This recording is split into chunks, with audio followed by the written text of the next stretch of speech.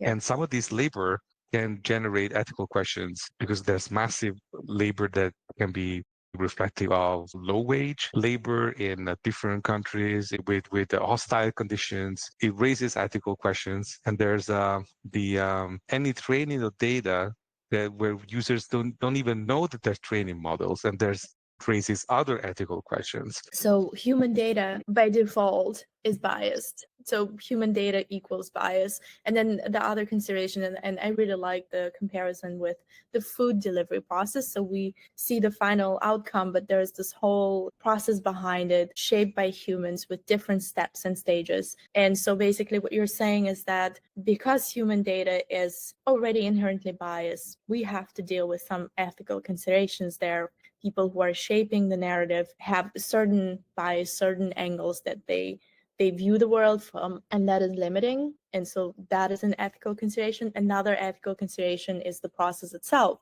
So for example, how it's created, who is working on training the models, are they even aware of the broader context? And so that's another consideration. You know, I think we tend to talk about AI like this all-knowing oracle, but in reality, it's built by people with all of our blind spots. How do we move past the myth that AI is something almost divine or all-knowing and start acknowledging this very human fingerprints all over it?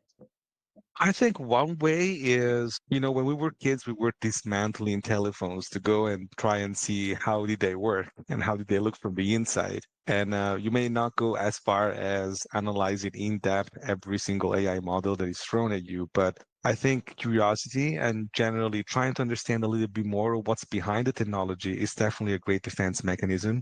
I want to reconnect for a second to the principle that you were mentioning earlier, where all data, all human production is biased. I'm not sure if we should use the the bias word in every situation, but definitely we all have a point of view and we all have an opinion. So it will be partial because of the way we've been receiving information, the way we've been processing, our emotions attached to it, our views of the world. There's definitely a point of view.